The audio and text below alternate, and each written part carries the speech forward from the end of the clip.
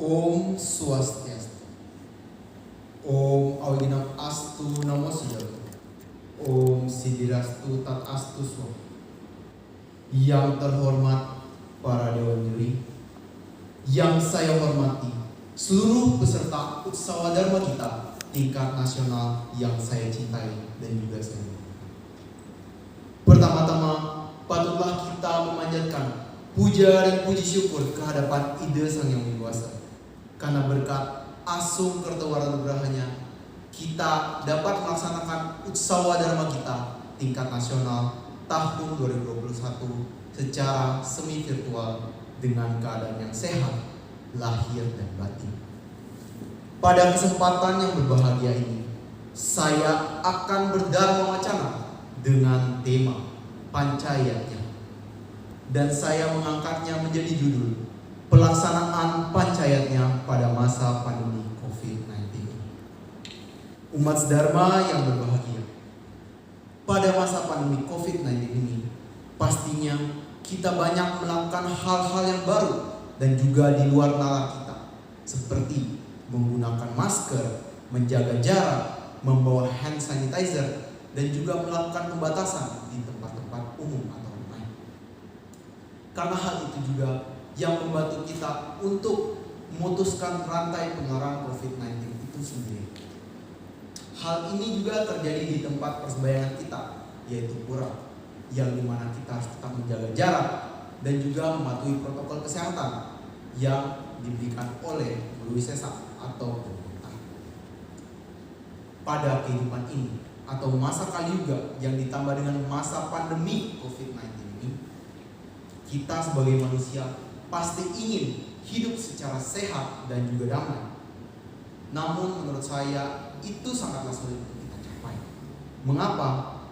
Karena manusia memiliki sifat-sifat asuri sampat atau sifat-sifat raksasa, yaitu sifat ego dan rakus. Bahkan untuk mencapai yang namanya moksarta menjaga dita ya caiti dharma, yang dimana tujuan kita untuk mencapai kesejahteraan di dunia serta kebahagiaan di akhirat, kita memerlukan 3 perangka yang kuat, yaitu takwa, susila, dan niatnya.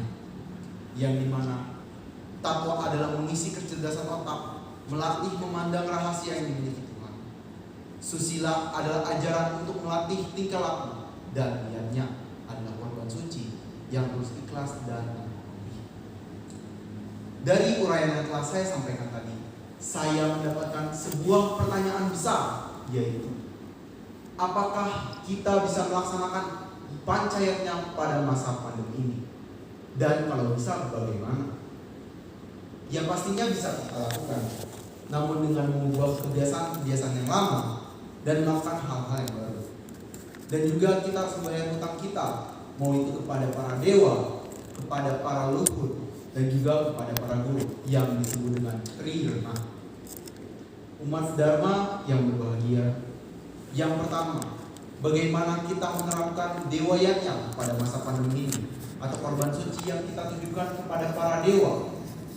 Seperti pada dewayatnya, yang dulunya kita bisa melaksanakan yang namanya persembahyangan, baik purnama, pilar, hari raya suci seperti Galungan, Kuningan, Saraswati, Silatri, dan lain-lain dengan beramai-ramai, membersihkan area pura mau dari Kanista Mandala, Madhya Mandala, ataupun Utama Mandala dengan bergotong royong.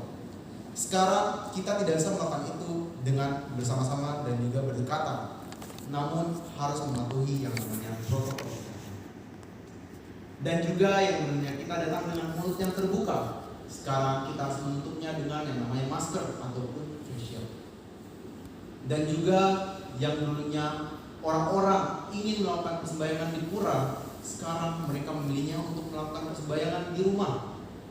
Dan apakah dengan melakukan persembahyangan di rumah akan mengurangi nilai-nilainya itu? Ya tentu saja tidak. Karena mau di rumah, mau di pura, kita memiliki satu tujuan yang sama, yaitu untuk melaksanakan niatnya atau persembahyangan. Dan mengapa kita harus melaksanakan niatnya itu selain untuk membayar hutang kita kepada para dewa? Karena yang telah kita ketahui bersama, kita memiliki Ide Sang Yang Widi Wasa yang Maha Kuasa. Seperti yang dikatakan dalam kitab Chandogya Upanishad yang Sarwa Ida Kalu Brahman, yang artinya semua yang ada di sini tidak lain adalah berasal dari Brahman, dan Brahman itu sendiri adalah Sang Pencipta, Sang Pemelihara, dan Sang Pelebur. Yang dimana artinya semua yang ada di sini, mau itu benda mati, benda hidup, hewan, tumbuhan, manusia, itu semua berasal dari Brahman. Dan Brahman itu sendiri yang telah menciptakan kita, memelihara kita, dan akan melindungi kita. Yang kedua, bagaimana kita menerapkan fitrayatnya atau korban suci yang kita tujukan kepada para leluhur pada masa pandemi ini. Yang dulunya kita bisa melaksanakan yang namanya ngaben atau pembakaran mayat dengan beramai-ramai, ada acara untuk menghibur di malam hari. Sekarang kita hanya melakukan upacara kremasi dan juga acara adat bersama keluarga sendiri. Yang ketiga, bagaimana kita menerapkan resiyatnya atau korban suci yang kita tujukan pada para guru pada masa pandemi ini. Seperti yang kita ketahui bersama, kita memiliki 4 guru utama yang disebut dengan catur guru. Yang diantaranya yang pertama ada guru rupaka atau orang tua, yang kedua guru pengajian atau guru yang mengajar di sekolah, yang ketiga adalah guru wesasa atau pemerintah, dan yang terakhir adalah Ida Sang Yang Widiwasa atau guru swadhyaya. Pastinya kita harus mematuhi dan juga menghormati keempat guru tersebut. Bagaimana?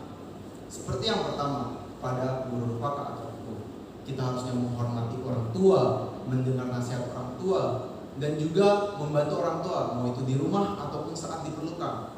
Yang kedua, guru pengajian atau guru yang mengajar di sekolah.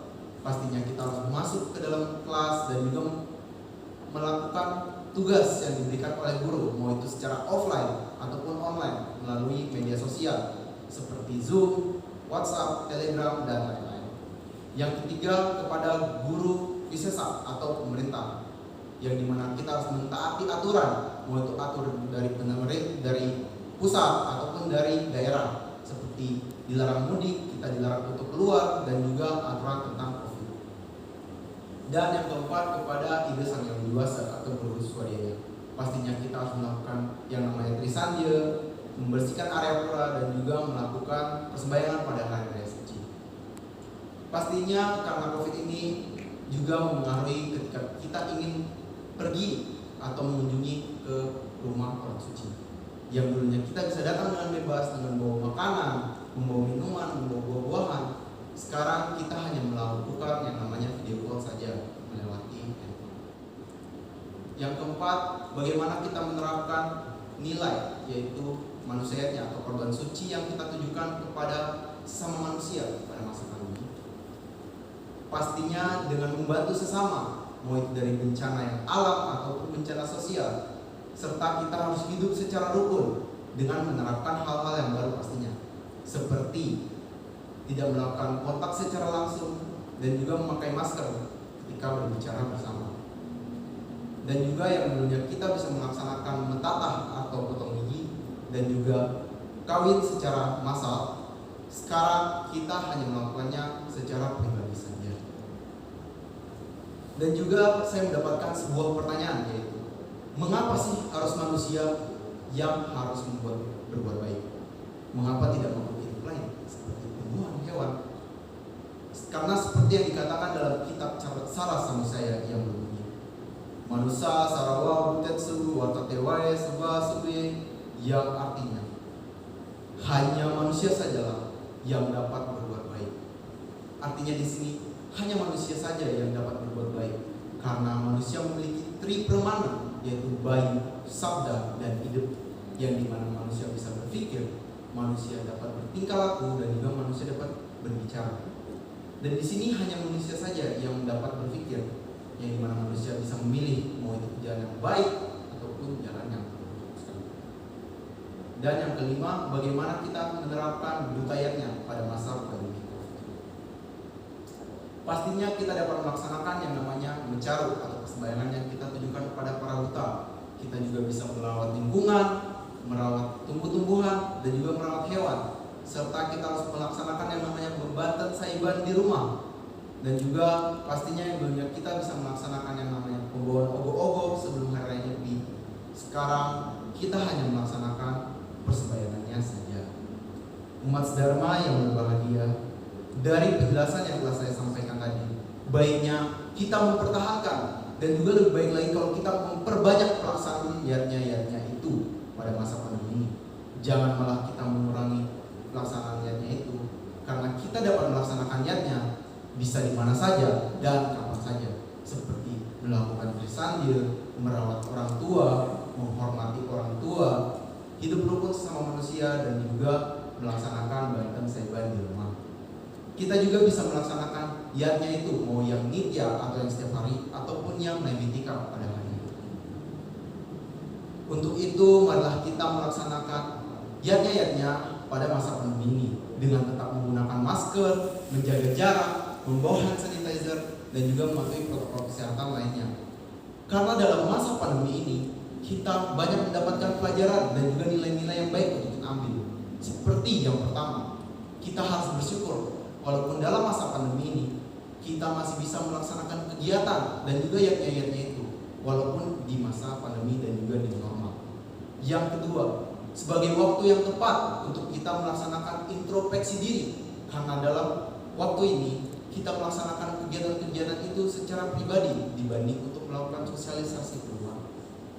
Dan yang ketiga adalah untuk membayar hutang kita, yaitu kepada dewa, kepada pitra atau leluhur, dan juga kepada para guru yang disebut dengan tridana, dengan melaksanakan yatnya tadi. Dan yang terakhir adalah untuk menstabilkan alam ini, karena patutlah kita sebagai manusia hidup secara harmonis, mau itu secara harmonis dengan lingkungan, dengan sesama manusia, dan juga dengan Ibu Sang Yang Kuasa Kristus. Demikian Dharma Wacana ini saya sampaikan. Semoga dapat bermanfaat untuk kita semua. Akhir kata saya ucapkan terima kasih dan puja kepada Sang. Om Santi, Santi, Santi. Om